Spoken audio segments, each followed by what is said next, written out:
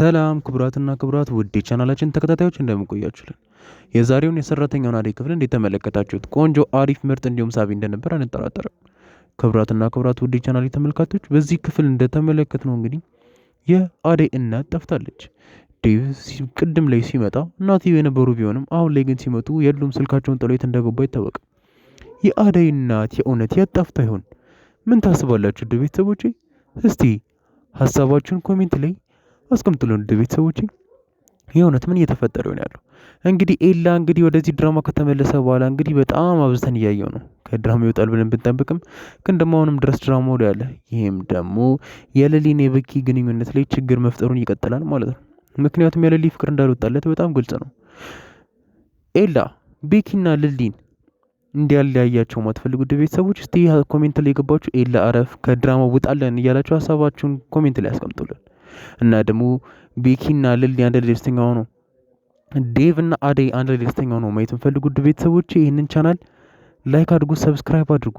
ክቡራትና ክቡራት ውድ ቤተሰቦች እንግዲህ እንደሚታወቀው እኛ የኢትዮጵያ ሚዲያ የተለያዩ ድራማዎችን ለእናንተ እየሰራንላችሁ እንገኛለን እና አሁን ላይ 31 ሺህ ሰብስክራይበር ያለን ሲሆን እኛ ልክ 50 ሺህ ሰብስክራይበር እንደገባን ምርጥ የሚባሉ ድራማዎችን ለእናንተ የምንለቅላችሁ ይሆናል። ከሰራተኛው አደይ፣ ከሀረግ፣ ከድር ከተለያዩ ድራማዎች አንድ ላይ የተመሳጠሩ አሪፍ የምንላቸውን አክተሮችን ያዋቀረ አሪፍ ድራማ ይዘንላችሁ ለመምጣት እየሞከርን ነው። እናንተ ውድ ቤተሰቦቻችሁ ግን የእናንተ እርዳታኛን በጣም ስለሚያስፈልገን እናንተ ውድ ቤተሰቦቼ ይህንን እርዳታችሁን እንድትፈጽሙልን ግቡን እንድትመቱልን አብዝቼ ጠይቃቸዋለሁ። ክቡራትና ክቡራት ውድ ቤተሰቦቼ ሰራተኛዋ አደይ ቀጣይ ክፍል ሲለቀቅ በዚህ በቻናላችን በኢትዮጵያ ሚዲያ ስለምንለቅላችሁ ይህንን ቻናል ሰብስክራይብ ማድረጋችሁን በፍጹም እንዳትረሱ። እናመሰግናለን።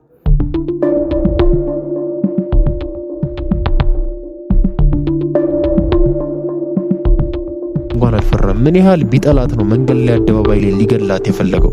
አረ በጣም የሚገርም ነው። ነገር ግን የቤዛ ወንድም ልከተላቸው እስቲ ብሎ ከኋላ የተከተለ ነበር። በእርግጠኝነት ከኋላ ደርሶ በእንጨት በድንጋይ መጥቶ ቤዛን እህቱን እንደሚያድናት አንጠራጠርም። ግን ምን አይነት ኬርለስ ነው! እንዴት እህቴ ያልተጎዳችን ብሎ ያስብ። አይ ቤዛ በመጥፎ ሰዓት ላይ መጣሽ ብቻ ማለት አይገርም? እህቴን የሆነ ነገር ያደርግብኛል ብሎ እንኳን አላሰብ። ብቻ የሚገርም ነገር ነው።